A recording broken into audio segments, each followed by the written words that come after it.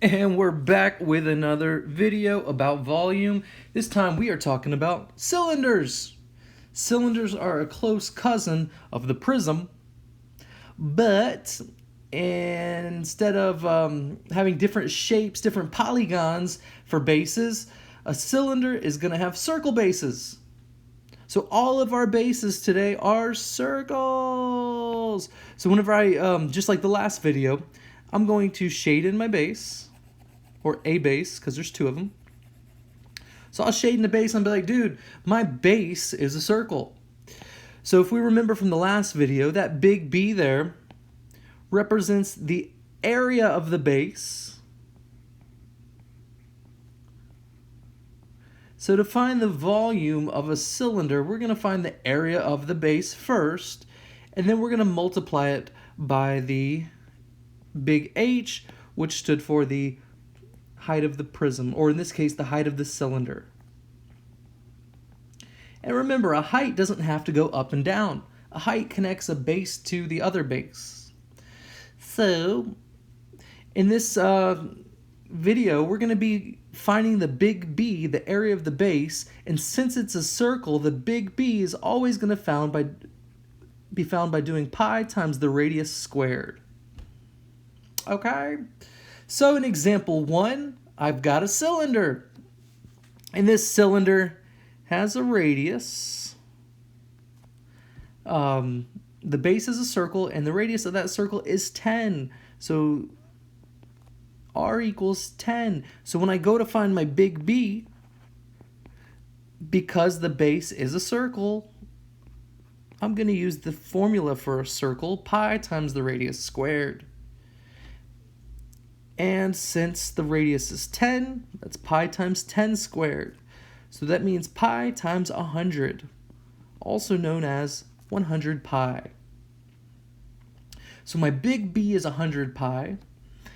The height of a cylinder connects one circular base to the other circular base. So my big H is 7 centimeters. So to find the volume, I know the volume is equal to the area of the base times the height. So the volume is equal to, the area of the base was 100 pi. So 100 pi times the height, just 7. So the volume, we could say it's 700 pi. And that's the right answer. Or I could use my calculator and say 700 times pi is 2,199.11. So both of those answers are correct. This is the exact answer in terms of pi. Oops, I can't spell exact. Exact. And then we would call this an approximated answer or a rounded answer.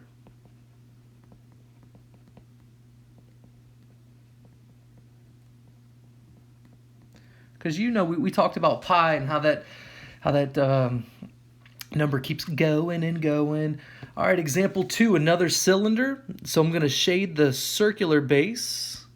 Shading my base, shading my base. So much fun to shade my base. So because it's a cylinder, the base is a circle. So the big B is going to be found by doing pi times the radius squared. So in this one, they tell us the diameter is 14. So if the diameter is 14, that means the radius is 7. So if the radius is 7, that's going to be B equals pi times 7 squared, which is pi times 49, which we usually write as 49 pi. Now the big H is what connects one circular base to the other circular base, and that's going to be 4. So I've got my big B, I've got my big H, so I know the volume can be found by multiplying big B, the area of the base, times the height of the prism. So that's 49 pi's times 4, which is, I think, like 196 pi. Let me check that out. 49 times 4 is 196 pies. So there's my exact answer. And then my approximated answer would be 196 times pi, which is 615.75. And I forgot to talk about units. Since we're talking about volume, the units would be meters cubed. These are three-dimensional solids. It's what does it take to fill that three-dimensional solid? So it's going to be cubic units. The previous example would have been centimeters cubed or cubic centimeters. Cool, so that's how we do cylinders. If you've got it figured out, that's awesome. You can stop watching right now. Otherwise, I've got 2 more examples for you. All right, in the next example, we've tilted these cylinders sideways. Now the bases are still circles, so I'm gonna shade in my base. Here's my base, shading it blue. All right, I'm getting sloppy with my shading there. So my base is still a circle, because that's how cylinders roll. And the radius is 11. So that's going to be pi times 11 squared, which is 121 pies. And then the height, remember how I said the height connects one circular base to the other circular base. So my height is 9. Even though it doesn't go up and down, it's still the height. It's perpendicular to the base. The height is perpendicular to the base. So my volume still equals the area of the base times the height. So that's 121 pi times 9. So 121 times 9. So my exact answer is 1,089 pies. My approximated answer in decimal form would be times pi 3,421.19. And the units would be cubic feet or feet cubed. So an exact answer, an approximated answer, and the right units. Cool. One more example, and then I'm going to say goodbye. So let's shade the base again. Shade my base, shade my base. So again, my base is a circle because this is a cylinder.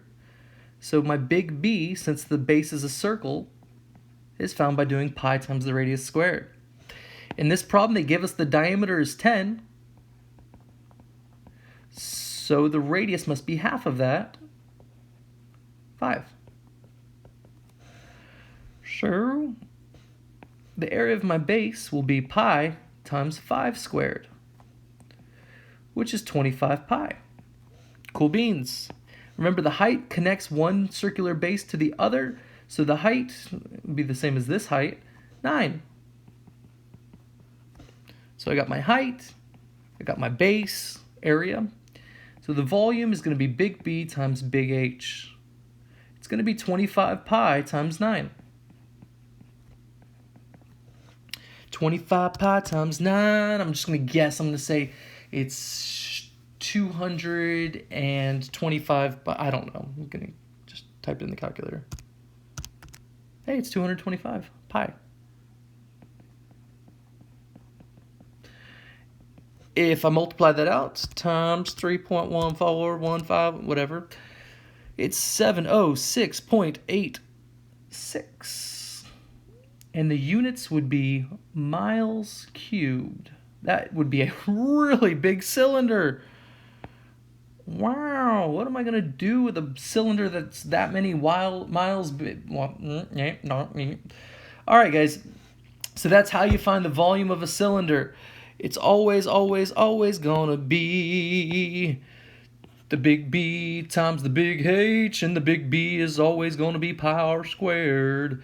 So a lot of times you'll see this formula right here, and that's good too.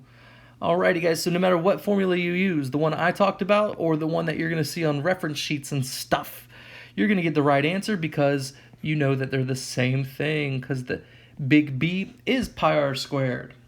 So I hope you have a wonderful day. Make good choices. And I'll see you later.